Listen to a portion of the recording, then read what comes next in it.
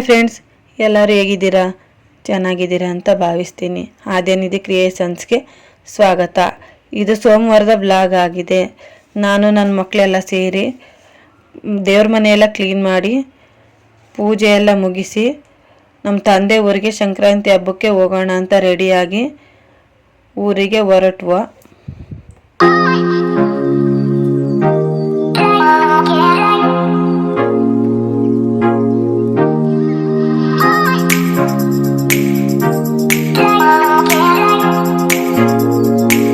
ಇದು ಮಂಗಳವಾರದ continue vlog ಆಗಿದೆ. ಬೆಳಗ್ಗೆನೆ ನಮ್ಮ ತಂದೆ ಎದ್ದು ನೀರೆಲ್ಲ ಕಾಯಿಸಿದ್ರು. ನಾವು ಎಲ್ಲ ಸ್ನಾನ ಎಲ್ಲ ಮುಗಿಸ್ಕೊಂಡು ದೇವ್ರ ಮನೆ ಕ್ಲೀನ್ ಮಾಡೋಣ ಅಂತ ಬಂದೆ. ಕ್ಲೀನ್ ಎಲ್ಲ ಮಾಡಿ ರೆಡಿ ಮಾಡಿ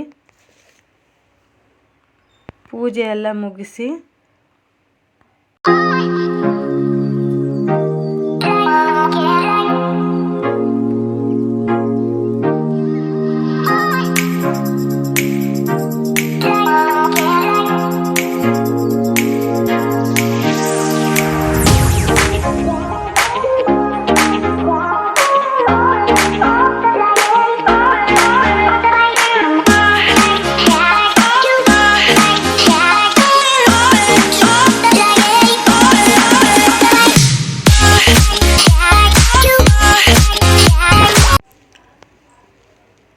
ಇನ್ನು ಸಂಜೆಗೆ ಕಿಚ್ಚೆಲ್ಲ ಹಾಯಿಸ್ತಾರೆ. ಮೇಕೆ, ಕುರಿ, ಹಸು, ದನ, ಎಮ್ಮೆ ಎಲ್ಲ ಅಲಂಕಾರ ಮಾಡಿ ಒಂದೊಂದಾಗಿ ಕಿಚ್ಚ ಹಾಯಿಸುವ ಸ್ಥಳಕ್ಕೆ ಕರ್ಕೊಂಡು ಹೋಗ್ತಾರೆ. ನಾವು ಹೋಗೋಣ ಬನ್ನಿ, ಹೇಗಿರುತ್ತೆ ಅಂತ ನೋಡೋಣ. ಇಲ್ಲಿ ತುಂಬಾ ಜನ ಎಲ್ಲ ಸೇರಿದ್ರು. ಕಿಚ್ಚು ಹಾಯಿಸುವ ಹುಲ್ಲು ಎಲ್ಲ ಹಾಕಿ ತಯಾರಿ ಮಾಡ್ತಾಯಿದ್ರು. ನಾವು ಸಣ್ಣ ವಯಸ್ಸಲ್ಲಿ ಇದ್ದಾಗ ಹಸು, ಕರು, ದನ, ಎಮ್ಮೆ, ಮೇಕೆ, ಕುರಿಗಳ ಸಂಖ್ಯೆ ಹೆಚ್ಚು ಇರ್ತಿತ್ತು. ಇವಾಗ ಸಂಖ್ಯೆ ಬೆರಳಚ್ಚು ಎಣಿಕೆ ಅಷ್ಟಿದೆ. ನಾನು ಲೇಟಾಗಿ ಹಾಕ್ತಾ ಇದ್ದೀನಿ. ನಮ್ಮ ಚಾನಲ್ನ ಯಾರಾದರೂ ಫಸ್ಟ್ ಟೈಮ್ ನೋಡ್ತಾ ಇದ್ದರೆ ಸಬ್ಸ್ಕ್ರೈಬ್ ಮಾಡಿ, ಪಕ್ಕದಲ್ಲಿರುವ ಬೆಲ್ಲೈಕಾನ್ ಕ್ಲಿಕ್ ಮಾಡಿ, ಲೈಕ್, ಶೇರ್ ಮತ್ತು ಕಮೆಂಟ್ ಮಾಡಿ. ಲಿಂಗಾಯತ ಸಮುದಾಯದವರು ಬಂದು ಪೂಜೆ ಮಾಡಿ ಬೆಂಕಿ ಹಚ್ಚಿದ ನಂತರ ಊರಿನ ಜನರು ತಮ್ಮ ಸಾಕು ಪ್ರಾಣಿಗಳನ್ನು ಕಿಚ್ಚಾಯಿಸುವುದಕ್ಕೆ ಕರೆದೊಯ್ತಾರೆ. ಇಲ್ಲಿ 3 ಕಡೆ ಹುಲ್ಲನ್ನು ಹಾಕಿ ಬೆಂಕಿ ಹಚ್ಚಿ ಕಿಚ್ಚು ಹಾಯಿಸುವುದು ಇದು ನಮ್ಮೂರಿನ ವರ್ಷ ಮಕರ ಸಂಕ್ರಾಂತಿಯಲ್ಲಿ ನಡೆಯುವಂಥ ಹಬ್ಬವಾಗಿದೆ.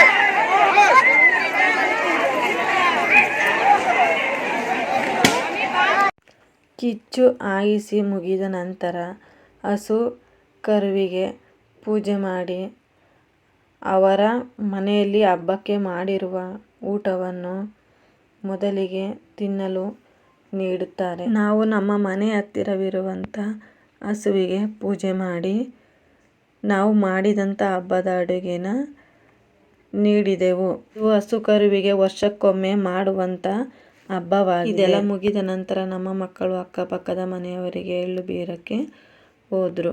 ಆ ವಿಡಿಯೋ ಶೂಟ್ ಮಾಡೋಕ್ಕಾಗಿಲ್ಲ. ಈ ವಿಡಿಯೋನ ಇಲ್ಲಿಗೆ ಎಂಡ್ ಮಾಡ್ತಾ ಇದ್ದೀನಿ. ಮುಂದಿನ ವಿಡಿಯೋದಲ್ಲಿ ಸಿಗೋಣ. Thank you for watching.